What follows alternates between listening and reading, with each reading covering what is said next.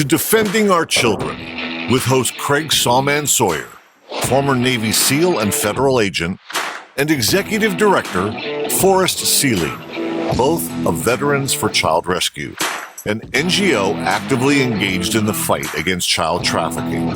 Defending Our Children is the show that empowers the people with the information you need to know. Every day in America, children are trafficked for sex. In schools, shopping malls, truck stops, clubs, and bars. Think it can't happen in your neighborhood? Think again. If you suspect a child is being trafficked for sex, call the National Human Trafficking Resource Center 24-hour hotline at 1-888-3737-888. Welcome, everyone, to Defending Our Children. We have for you today part 2 with Jennifer Verna. We are unpacking what happened to her family, to her child, and others, quite frankly, and what it was like to go through that situation. So, Jennifer, if you would like, just give us a recap for people that haven't caught segment 1 yet, and then we'll continue laying out the story and what that fight looks like. Sure. We touched on the case where my ex-husband, Efren,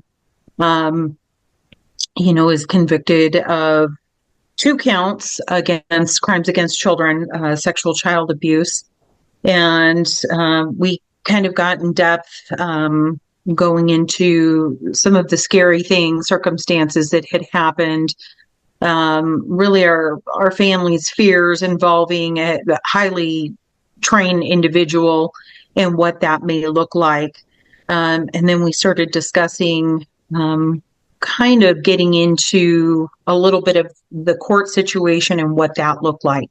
Yeah, there's a lot of room for improvement for the victims in our court system. You know, I'm big on due process. I like the safeguards that we've over the generations put in place and tried to make the process legitimate. But I'll tell you what, in our daughter's situation, where she was made to testify and she was questioned by her attacker when she was too young, really, to be dealing with that type of situation. That was very ugly. There has to be something in our system that really safeguards the little ones, but also, the accused deserves to face their accuser. But man, there has to be a mechanism by which, when that victim is a child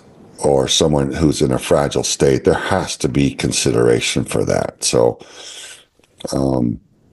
the court system here in Tucson, as in many places, leaves a bit to be desired. And I think that's what we may be able to explore and help find contributions, recommendations, and get those into play and help make it better so that it works better for everybody going forward.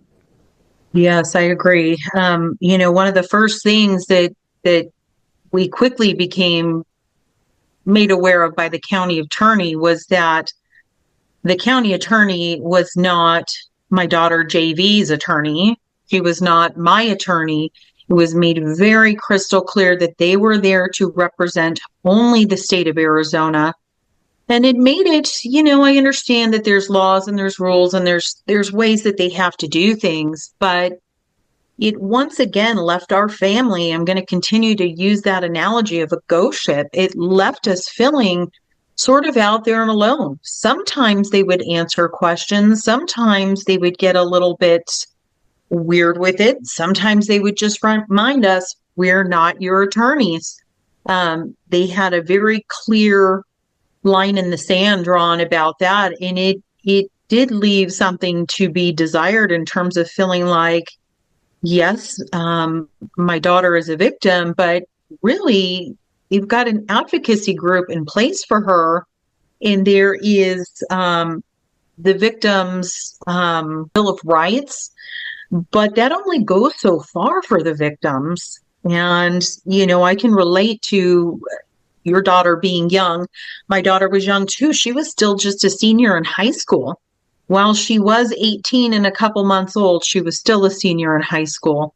And, um, it's hard to handle the court system when you're not an attorney and you're not used to that kind of situation, the verbiage. It's bizarre.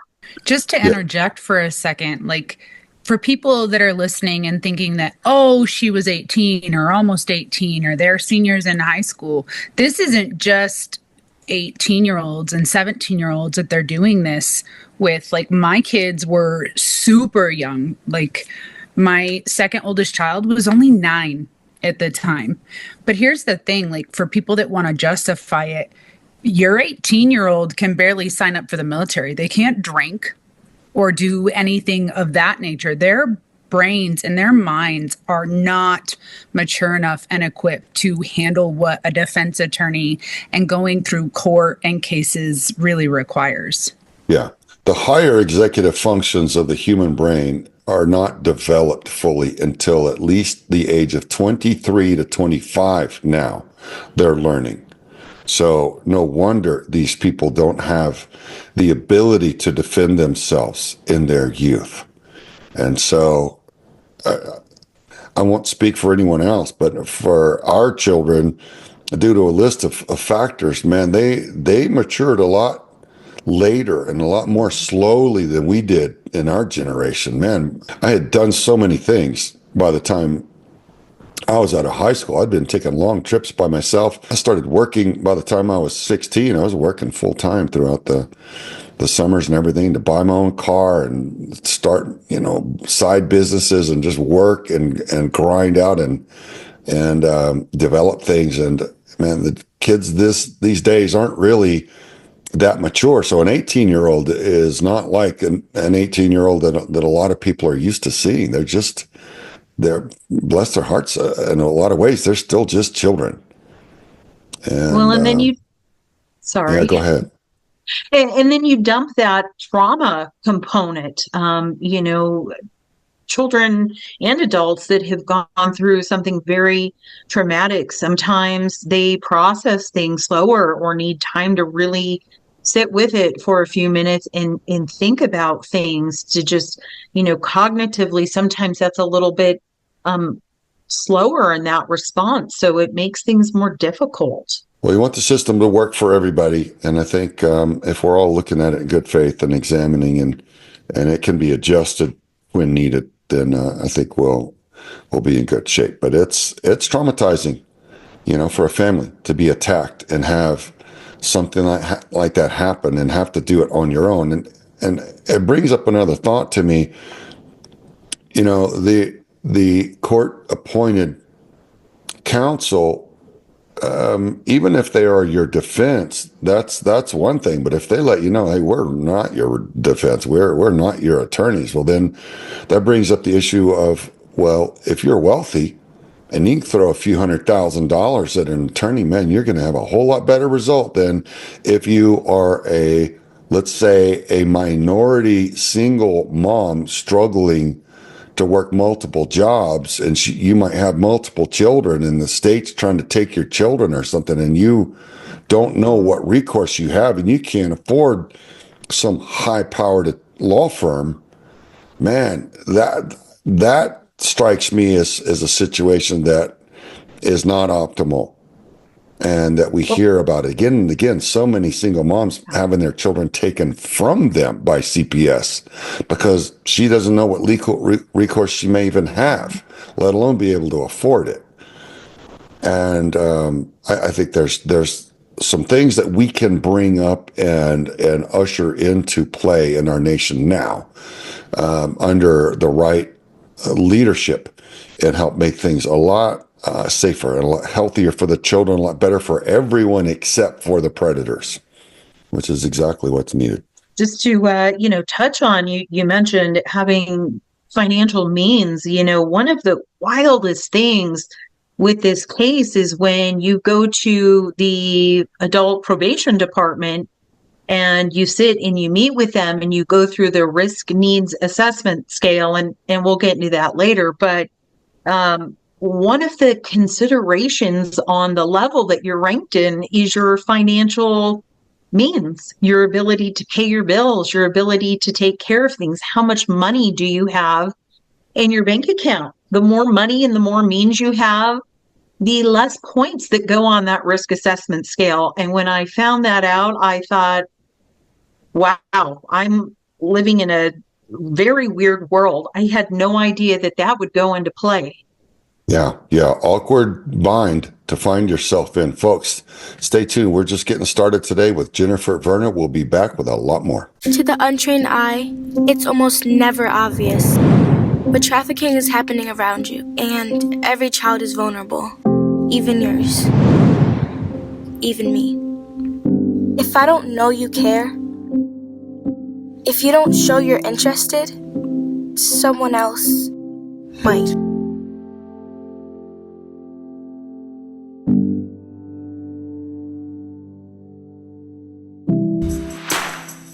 Welcome back, everybody, to Defending Our Children.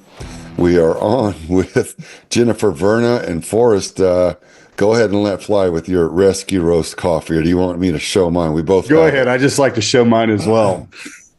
Well, yeah, I see you're holding up the medium roast. I got the light roast right here, and I just had some dark roast earlier this morning. So this rescue roast coffee is a product that we came up with to help support financially our operations to take predators off the streets and make a safer place for children.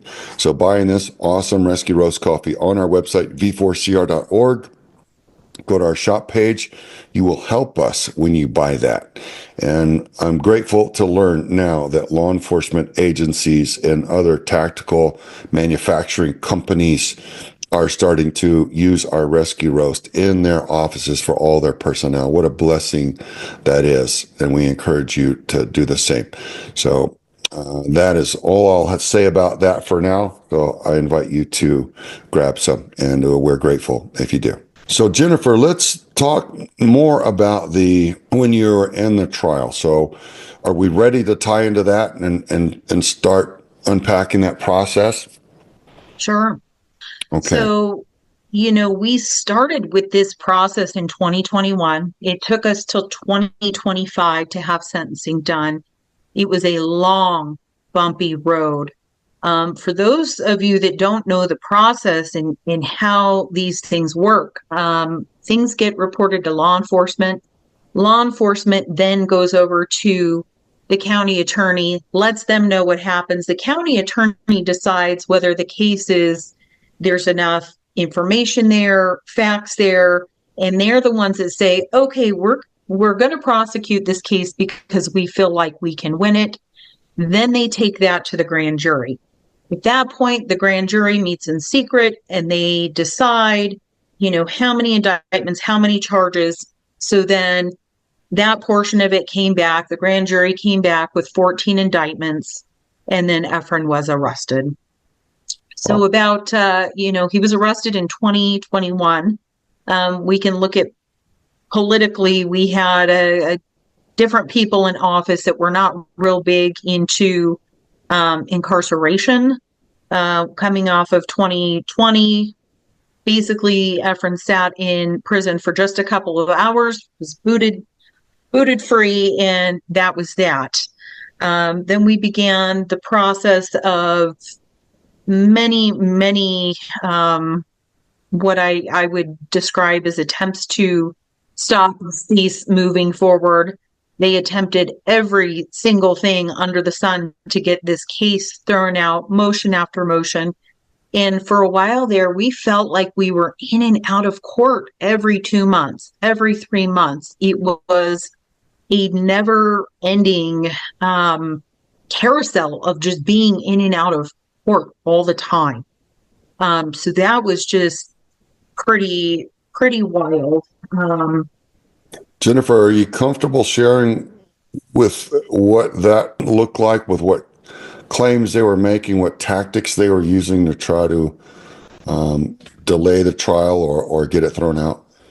It was everything from saying that, that the county attorney didn't do things right, to law enforcement didn't do things right, to at one point, they had to go back to the grand jury again, and the grand jury re-voted again, and the grand jury said, nope, for the second time in a row, we're still indicting on those 14 charges. So a lot of these little tiny loopholes that at the time I still didn't quite understand.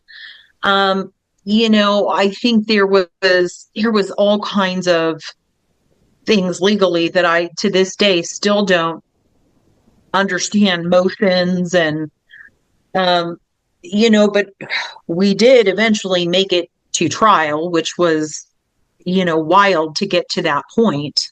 We went through approximately, I believe it was 4 different judges. With those 4 different judges, Mr. Cornejo attempted multiple times to have, it's called OCAC, the Office of Court Appointed Counsel. And that was denied by multiple judges for quite some time. And then eventually we got Judge McGinley, who was our final judge, the judge that did the sentencing, and Judge McGinley approved Efren's OCAC fund, which meant he didn't have to pay for any of his legal funds.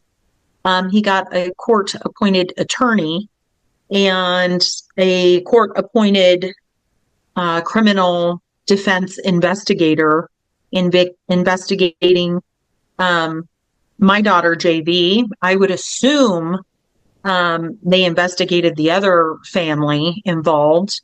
They investigated me. So those were kind of some of the wild things that were starting to happen. His attorney one of the attorneys was pretty awful. They didn't do subpoenas right for court records. They were trying to dig into JV's medical records, which they were not supposed to do because of HIPAA. These people, these criminal defense attorneys, fight nasty. I mean, it is really a wild thing to go through. But that eventually did lead us up to that. We went through a 2-week trial. The 2-week trial was pretty hairy. You're having to face this perpetrator. You go walking into a courtroom with a room full of 12 plus jurors with alternates looking at you, people you've never met before. Photos of my family displayed in the court. I mean, that was just wild. And then, he's got 13 different people that he's trying to parade around as his expert witnesses. One of which, I disagreed with the whole entire time. I brought up many, many times to the county attorney, that I had my concerns about a lady by the name of Michelle Candelaria. Her husband at one point was a BORTAC guy and was also Efren's boss at one point. And he still works for BORTAC. But I had some pretty big concerns with that family. Michelle's brother and Brad's brother-in-law was convicted of viewing child pornography, got arrested on distribution, but eventually those charges went away. But it's pretty weird to see those people getting to testify on behalf of Efren when they've already been through something so weird. And I found it very distasteful. Michelle was at one point in time a good family friend, and at one point in time was the godmother to my children until this thing went on with her brother. And she was pretty pissed off at the time when that all went down, when I refused to write her brother any kind of letter of recommendation. Like, I'm not doing that. I'm always going to side with children. But the courts allowed that, which was crazy. They allowed some other really crazy things to occur and happen. And then came the censoring. There was these rules of engagement that I had to abide by. And let me tell you, they were pretty wild. during the marriage to Ephraim, you start seeing things in hindsight, and you start realizing when you were in your 20s and you had a big blowout with your husband over finding pornography in a DVD player out in the family living room, and having one of the kids' friends end up seeing him out viewing pornography and doing self-pleasuring. That was reported to law enforcement. That was reported to cops. That was a thing that I was not allowed to talk about in court. Wow. Many, many more things other than that, but that was a huge, to me, that's pertinent. It's relevant. Yeah, it obviously is. It's strange, the game that's played and the legalities, the letter of the law that game's really played, and what you see, the tactics they resort to. Folks, stay tuned. We do have to cut to a quick commercial break, but we'll be back with a lot more with Jennifer Verna. Hey, Tim James here, founder of ChemicalFreeBody.com, also the health coach for Craig Sawyer and Forrest Seeley. And I want to help working class people get their energy back and quit having all these health issues. Here's the problems. The average person is carrying around 6 to 12 pounds of impacted fecal material in your colon. This is not good. Number 2, we have terrible nutrition because the nutrition has been farmed out of our soils and processed out.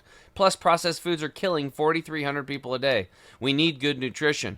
Number 3, our gut microbiome's all jacked up from all these toxins and pesticides and stress. We have to balance that. We also have tremendous amounts of inflammation in the body, and we have an overload of toxins from heavy metals, radiation, and pollution. Craig and I and Forrest got together. We created what we call our Defending Our Health bundle. This is a bundle of our products over here at ChemicalFreeBody.com that will revolutionize your health. We've put them together. Green 85 is going to come in and supply you with all the nutrition you need. Our Gut Detox will take care of all that impacted garbage inside of you and keep it out. Toxin Detox will get the heavy metals, the radiation, and the pollution out. The Nano Silver, the triple action, will start balancing the gut microbiome, and the Turmeric 100 will start reducing inflammation in the body. You put it all together, and working class people can now get their energy back and their health back and start to heal themselves. We need you to be healthy so that you can fight for freedom and fight for these kids. Go to chemicalfreebody.com/DOC and check out the Defending Our Health bundle and all of the other wonderful products that we offer, and we look forward to helping you have the best life ever. Welcome back, everyone, to Defending Our Children. We're on with Jennifer Verna. Jennifer's telling us about the bizarre nature, some of the rules in the court procedures. And while you were sharing that real quickly, it just brought us back to our daughter's trial. And it is upsetting to be there when your child has been victimized and you see people that are there to attack and disqualify, discredit the victim and the victim's loved ones. It's a strange, I agree with you, it's a strange environment in which to find yourself. And especially if you didn't choose to have any of this happen, it's all very upsetting. And when we went to go into the trial, our attorney gave us, there was a box of squeeze toys, foam toys that are shaped like, every which kind of toy you could think of. And I thought, oh, that's dumb. We don't need that. I'm like, what's that for? She goes, just have one in your hand. You'll see. And we go sit down there in the back of the courtroom at first, and these attorneys are giving their opening statements, and there are accusations made, there are lies told by it's upsetting. And you see the attacker sitting there smirking and blowing kisses or whatever he's doing. And I remember looking at our daughter. It was actually my wife, Tressa. She nudged me, and I looked over at her, and she nodded towards our daughter, who was sitting on the other side of me. And I looked down at my daughter, and I saw she was so still from the waist up and stoic and brave, but her little knees were shaking, just shaking like crazy. And she was just squeezing the stuffings out of that little squeeze toy. I'm like, now I know why the attorney gave us squeeze toys. Mm-hmm. And there were some times when I was wearing that squeeze toy out too, because I wanted to come over that bench at that perpetrator. Deeply upsetting, So that I understand. I understand when you describe the pressure cooker environment in which you're trying to fight and survive and just get justice and be okay. And people are playing games, and they know they're playing games. And I had a friend of mine real quick tell me, he said, Craig, you got to realize in the courtroom, there are really only two entities at war. There's the prosecution and the defense. Neither are looking for truth. Neither are looking for justice. What they're each looking for is a win for themselves or for their firm, and that's it. And they will use whatever is allowed by the legal letter of the law to throw morality out of it. Throw ethics out of it. If it's legally allowed by the letter of the law, they will manipulate and deceive and bring about a win for their team. And he said, if you're going to do this expert witness thing, you need to realize the environment you're in. I thought, wow, man, that's, as a federal criminal investigator, they didn't teach us that in our courtroom training. They didn't admit that was that way, but this guy had been working in it for decades, and he said that's what you're really dealing with. So that was an eye opener. But that's the situation that you found yourself in. So please continue, because fascinating situation. It is. I mean, and like I said, those rules of engagement, like you will not discuss, period, end of story, anything in regards to pornography. Do not mention that word. Do not say that word. You cannot say that about the expert witness, Michelle. You cannot say it about Efren. You cannot bring it up, period. You cannot bring up Department of Child Safety. You cannot bring up the subsequent disclosures by your youngest child in court. You cannot do this. You cannot do that. All the while, his team is saying there was no disclosure. He's a great dad. That the youngest children didn't say anything. And it's like that. I just wanted to scream in court. That is not true. But there's these rules of engagement that I had been told you have to follow. These are the rules, and knowing full well that if I don't abide by those rules, almost 5 years of this court process could get thrown out. We were also given little fidgety things for our hands. Seeing my child, though, so emotionally distraught, not sleeping, not eating, wanting to vomit up her food, is hard. It's hard to see your kid go through that. It's like, if I could just take it all away from her, if I could do anything to take all of that away from her. But I couldn't. And she had to face all of these Border Patrol buddies that were supposedly family friends for years. And they sat there and they listened to her testify about being sexually abused as a small child and what this man would do when he would come into her room. And they just sat there and glared at her. It really shook her to her core. How can these men and women sit there and listen to this? And it shook me to my core, just going in there and having to testify, seeing these people. And then you walk out of court and into the main court building, and these people are high-fiving. They're drinking their Starbucks. They're laughing. They're joking. And our world is crashing down and crumbling. And it's so traumatic to discuss all of this stuff. And these people think it's fun and games. It was the most vile, demoralizing, disgusting thing that our family has ever gone through. And then to add insult to injury, my daughter, JV, at the time was 18. Eventually, she became an adult. She had a high school sweetheart that she's been with all these years and got married to. She had a baby, my first grandbaby, my pride and joy, all of our pride and joy. And then these attorneys began to use my grandchild as a pawn, as a look at what your daughter did. She's a troubled teenager. She went and got pregnant. She went and did this. No. She was an adult and she married her high school sweetheart. and she had a child. How dare you? And of course, that enraged and infuriated me. You leave my grandchild off of the table here. This is not up for discussion. But it was up for discussion. It was brought into court. I mean, these are the kind of tactics that they use to try to rattle you, shake you, to make you, blow a gasket. And it's like, I cannot even believe that this is happening.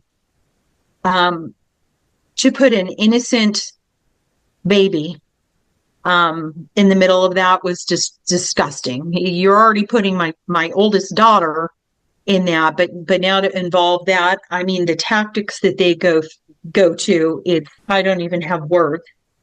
It's Well, sorry, Jennifer, go ahead. No, go ahead. I was just going to say, Jennifer, well, you're saying that, like, that's so enraging that that's what they would bring up. And I remember us talking about this before, but I was a teenage mother.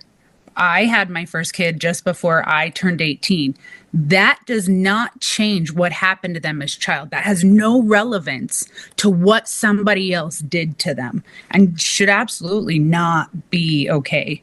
Her having a baby had nothing to do with Ephraim's choices as an adult and what he chose to do to a child.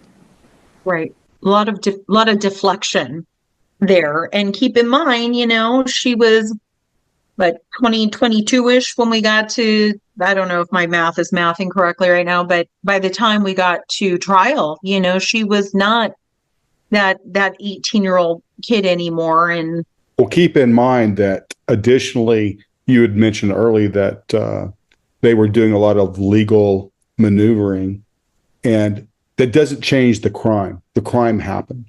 And I think it's appalling. I think one thing that they should do, if you've got free time, is go watch a trial. If you want to get really good, I hate to use the word entertainment because that just doesn't do it justice, but if you want to see real life drama and how screwed up the system is, go watch a trial. Education, Forrest. That's your education. word. Yes, that's what it really is. I think it's a fantastic idea. Stay tuned, everybody. We'll be right back after this quick break. Brushwood Media Network. Here to review this V4CR coffee, Veterans for Child Rescue. Getting rid of child trafficking all around the world.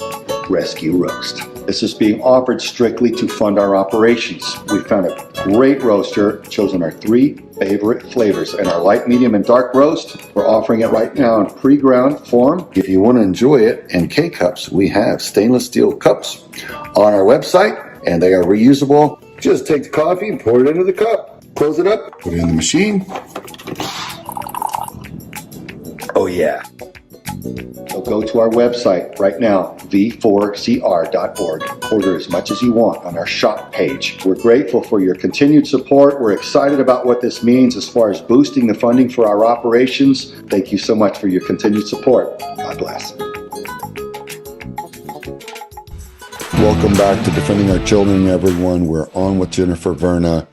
She's unpacking the procedures in the courtroom, what all was not allowed to be revealed by the victim's family, by the victim's side of this case, and what all was allowed on the perpetrator's side.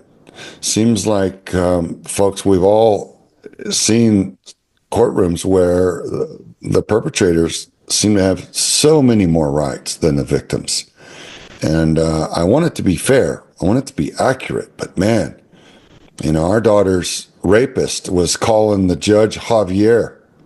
It was Javier Chan Lopez was the judge, and the judge allowed him to call him by his first name throughout the trial.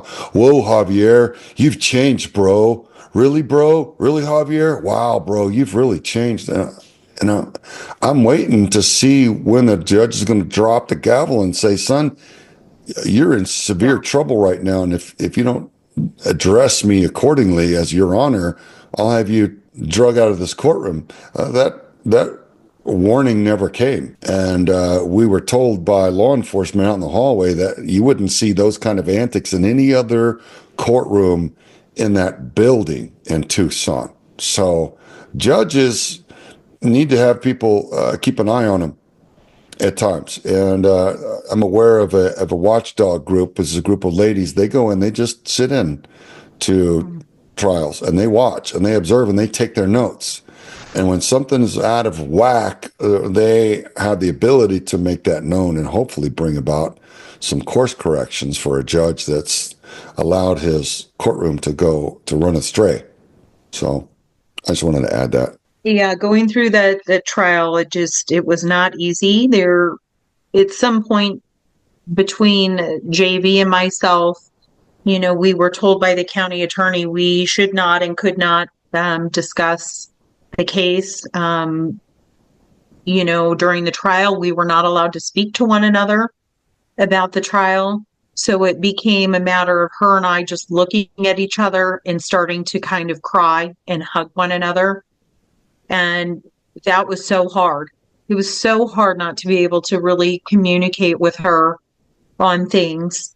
I had a couple of friends and family members that went, and, because they were watching the trial, I could not speak to them on it. And it was incredibly hard.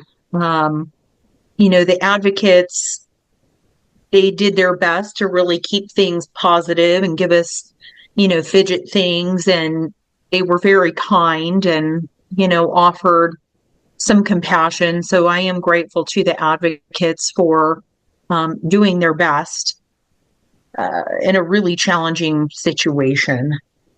But the trial went on for about 2 weeks, and it started coming back where we thought we were going to get a verdict soon. But as it turns out, we were getting information that the jury was deadlocked.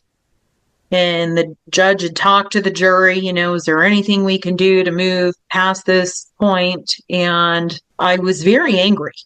2 weeks of our lives in this court, 5 years leading up to this.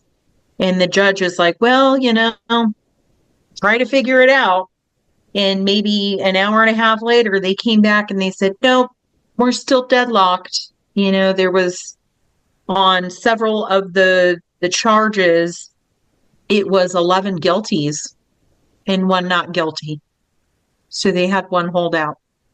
And then, there was other mishmash with, 2 not guilties and the rest guilty. But we were very, very close to conviction. We were very close to him spending his life in prison. That was really difficult. I felt like the judge should have been more harsh with the jury. Like, no, you guys get in there. You've been in there less than maybe Friday afternoon and Monday morning. You've been in there less than 8 hours deliberating, probably closer to 6 hours deliberating. Like, go back in there. Let's try to figure this out. You've only spent 6 hours deliberating. Wild. Something that was really, really wild after the fact that I was not privy to until after that court case is done. And something that still really irks me pretty bad is one of the jurors happened to be a member of the Arizona Air Guard. And they happened to be co-workers with one of the witnesses that testified on Efren's behalf. Now that never, ever, ever should have happened. And when I went to the county attorney after and I was ticked off and I said, how did this happen? And she said, how did you know that? And I said, I only knew after the fact. I said, but I know now because my family couldn't tell me at the time. My friends couldn't tell me because they followed the judge's orders. I said, but I know now and I'm ticked off about it. That never should have happened. Apparently, they only get so many strikes out and so many rulings out. And the response was, well, the judge asked that person if they could be impartial, and they said they could. Okay, nice story. Maybe the judge should have said, you should never be on this jury, because now I will wonder for the rest of my life, was that one person on the holdout on several of those charges? Was that the person? I'll wonder for forever, and I'll never know. We'll never know. Well, that seems logical to me, because if I were the juror and I knew the person that was testifying, I would trust the words coming out of their mouth. It would just seem logical to me. And so I see a major conflict of interest there. Absolutely. And for the judge to allow that, it's that's the problem that we have with our system, is that we don't inspect it enough. We try not to go. Everybody wants to get off of jury duty. You need to go and watch a trial and see how you never hear people get on the radio or TV and say, hey, we had our trial and we were victorious and it was easy. It was done right. It's always trauma that I hear about. Yeah, it's a rough process for anybody, on either side, I'm sure. And man, we want it to be done well.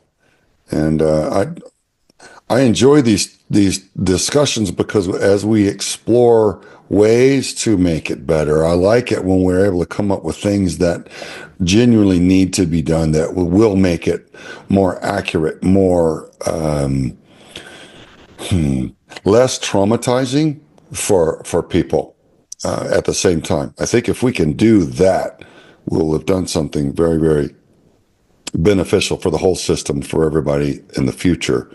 Because there are just things like my daughter's rapist. I can call him her rapist now because he's been convicted on all accounts in a court of law. He's spending 68 years in prison at the road. But he blowing kisses at me and trying to taunt me and get a mistrial. And he was allowed to berate her on the witness stand for 2 hours. And he was allowed to evict me from the courtroom. Not because I'd done anything wrong. Quite the contrary, not at all. There's a rule that the victim can invoke, and that means that family members or parents, I guess, of the victim can't be in the room when the victim gets questioned. And so he's like, yeah, I don't want the dad in here. So they're like, okay, you've got to be outside. I'm like, so this rapist is going to stand a few feet away from my daughter again and start narrating and telling the court a whole bunch of things that he wants them to believe. And she's got to sit there and just take it. And I can't even be in the room. And so, yeah, there are things that don't make sense to me. We should all have the right to face our accuser. But, evicting the victim's family members, that one, somebody's going to have to break down and explain that to me a little bit more. I'm sure there's an explanation, but I just don't understand the way that it's played out as it is right now. So we've got 2 more segments coming up with Jennifer Verna. We're going to continue to unpack this case and share solutions when we come right back from this quick commercial break. Where are you headed? Just gonna hang out. If any of your buddies ever pressure you to take a drink, just tell them you promised your dad you wouldn't. I promise. Love you too, Dad. They really do hear you. For tips on what to say, visit underagedrinking.samhsa.gov. Chemicalfreebody.com is one of our sponsors. They have a product called Green 85, which both Craig and I utilize. It's a juicing product. It's actually a powder form. You just mix it with water. Tastes great. It gives you 85 essential vitamins and minerals that you need. Our friend Tim James is the creator of this. You can go to vetsforchildrescue.org/DOC and check out the product. The monies that we earn from this goes to our operations. Thank you for grabbing you some, and here's to your health. All right, Jennifer, man. So yeah, it sounds like you were in it, in the pressure cooker, and seeing the things that should have been allowed on your defense or in your daughter's defense that weren't, and then the perpetrator seemingly having every luxury afforded to him. I mean, Please continue unpacking how that went down. Yeah, so just to kind of wrap up some of the court situations, I don't think I have ever heard anybody brag about their badge or their military service as much as that was used in this court case. I was actually really, really disgusted about how many times they use that as sort of, what his character is, who he is. It's like, well, I'm not impressed. I have a badge too. Just because you have a badge or you're in a position of authority doesn't mean that you're above the law. But that seemed to be what his team was getting at over and over. Eventually we came to a deadlock situation, and then I thought, well, what's going to happen now? So what came next was what I call a super sweet plea deal for the criminal.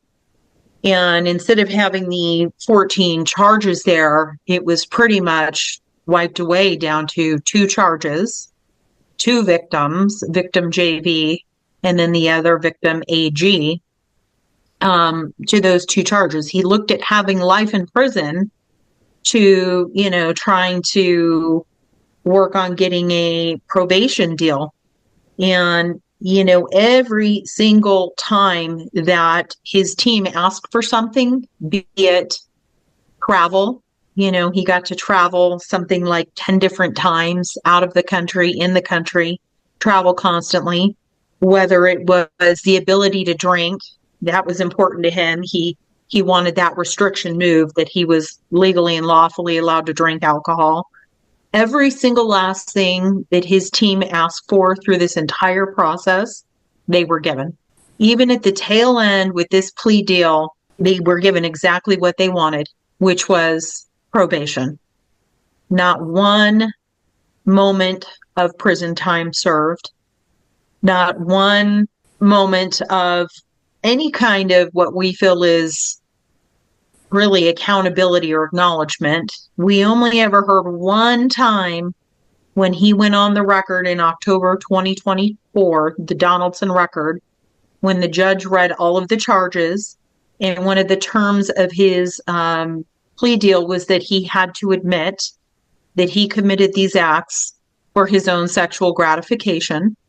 So that was the only time we'd ever heard in open court him admitting to those things. And then we saw on the risk assessment need, of course, he went to the adult probation officer and said, how he was so sorry and he took accountability, but he knew to play the game with the probation department because they're the ones that are doing a risk assessment and giving that to the judge. They have a huge sway on influence on how the judge sentences.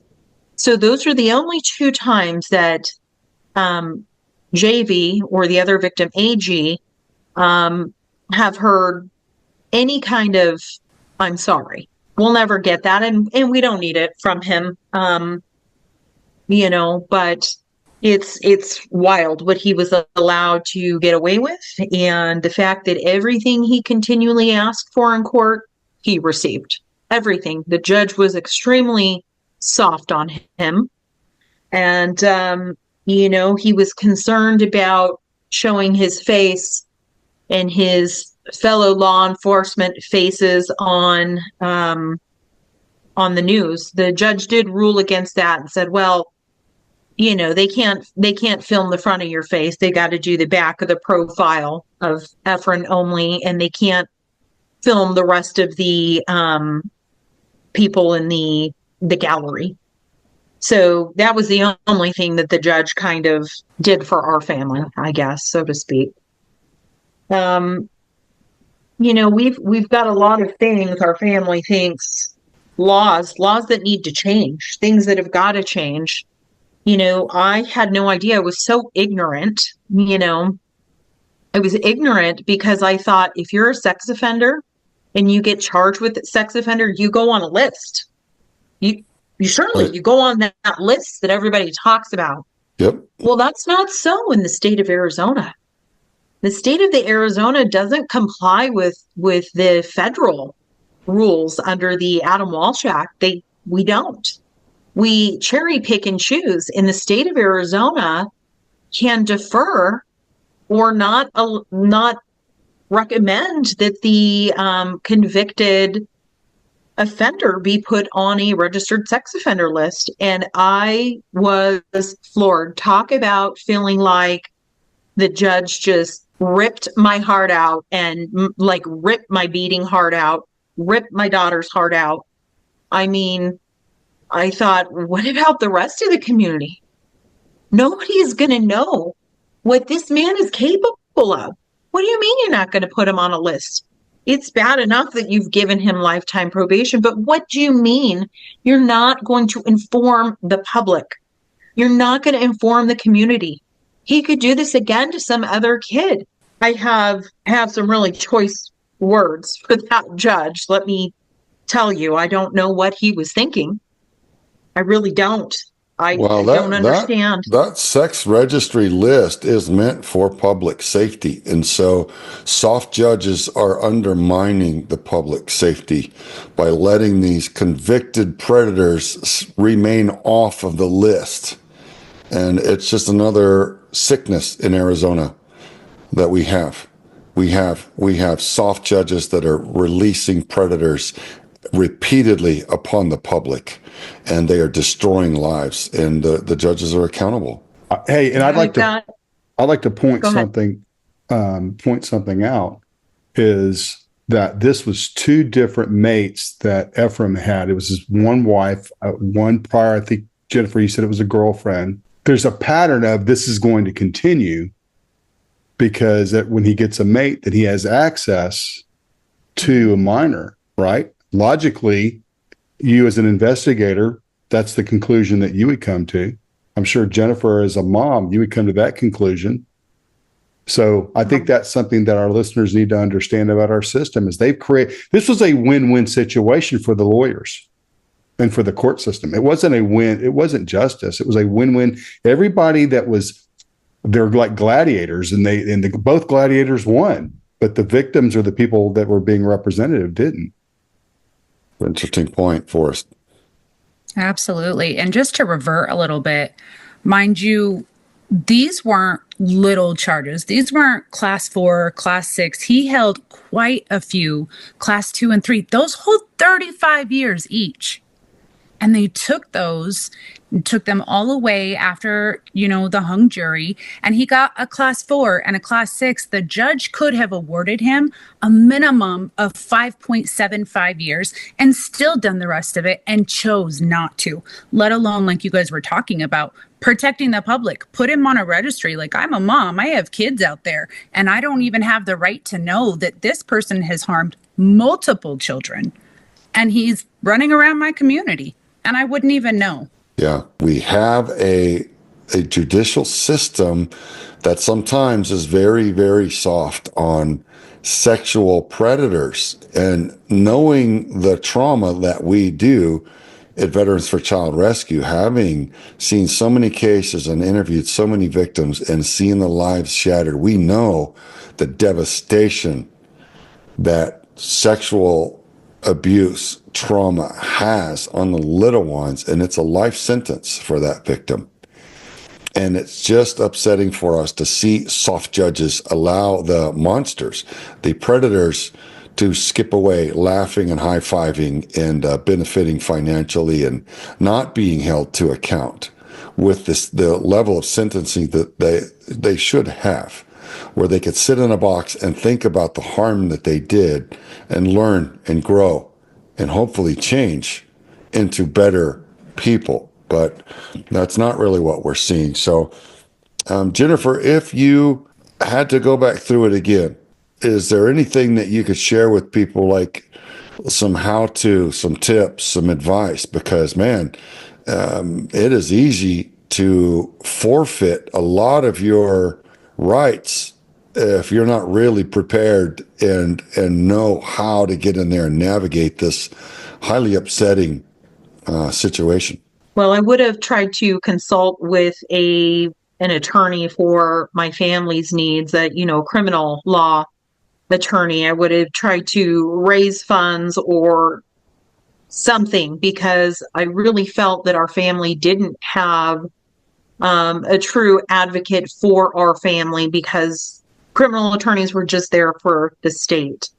In a time like this, when we've got the current people in office, we've got Laura Conover, and she believes in restorative justice. And, that restorative justice means no prison time. They don't believe in prison. So, retroactively, I'd like to try to put different people in office and get some laws changed, because this restorative justice for sex offenders, it just doesn't work.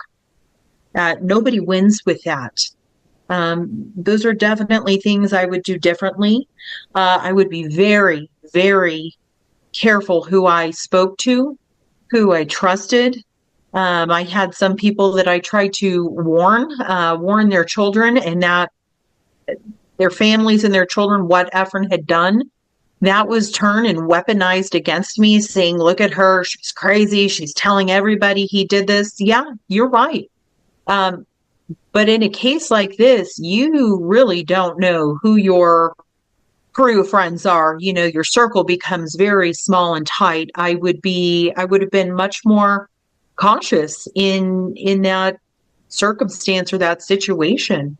Those are some of the things that I would have done differently, but now I'm left with law change. That's where I'm at. Like, I can't change the past, but we need to change some laws. I've got some laws here that I would love to see changed. I would love to work and partner with people to change law, because that's what I can do now as a mom, and that's where my power is now. That's what must be done. Yeah, and it seems like, bringing a watchdog group into the courtroom, if it's open and available, so just so that they're observing and taking notes and make sure everything is as it should be, is not a bad thing. And that's something that it seems like a good thing. And it's any idea, it's like that involves people. It's all in the quality of the people. So a watchdog group that are just a bunch of troublemakers that could make a mess of it. But assuming they're doing what they're supposed to do, that could be a really good thing for oversight. Checks and balances. Like, okay, this judge is acting in good faith. All of this makes sense, and this courtroom is not a circus. And justice is genuinely being sought here. So that's one thing that I could think of right off the top of my head. One thing I had mentioned, Craig, on the last, part one, when Jennifer was with us last week, was if you have a friend or family member that's going through this, give them support. I mean, just be there, show up, even if it's to stand guard at their house because they don't feel safe. Some people, they're so traumatized that they can't even get a good night's sleep. And the survivors can't get a good night's sleep. Make them a meal. Just be there. You don't have to. You may not have the skill set to try to, guide them verbally through what they're going through, but just being there and providing them with a little bit of comfort and relief. Maybe you mow their grass or help them do chores or go grocery shopping for them. And so I think that's one thing, a takeaway we can get our audience to hear about. Yeah, I like that. Just be there as a relief for them.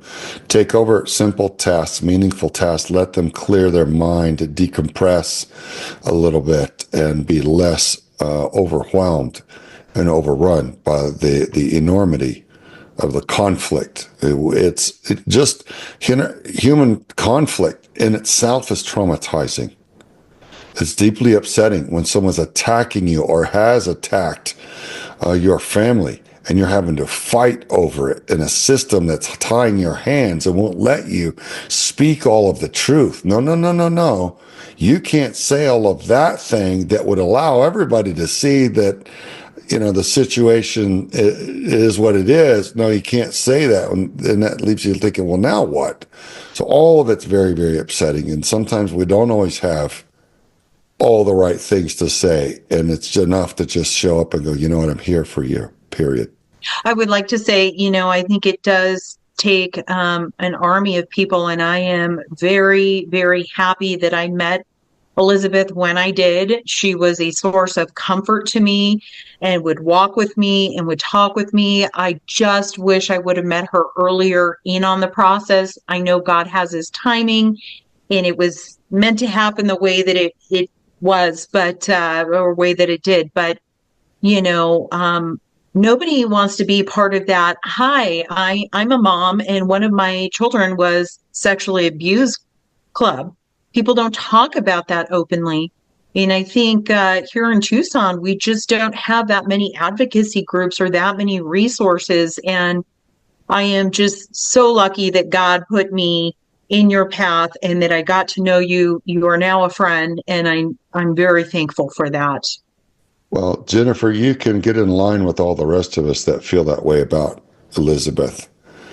You know, sometimes when challenges are before us in this life, ultimately, they're not really always against us. A lot of times, if we're careful, we can examine how we want to be. I'm going to follow through in good faith on justice and holding people accountable for their behavior. That is righteous and good. But I myself am not going to hold on to that, because unforgiveness is like drinking the poison, trying to harm your attacker or your offender. It doesn't work. You know, we saw Elizabeth just grow and demonstrate such quality through her crisis. And Jennifer, it sounds like you did very well too. And we appreciate you sharing that with us. And so God bless you both. And all the rest of you folks, join us again next time on Defending Our Children. We hope you've enjoyed listening to Defending Our Children, the show that empowers the people with the information you need to know. Learn more on how to get involved and make a difference at vetsforchildrescue.org, because the children are worthy.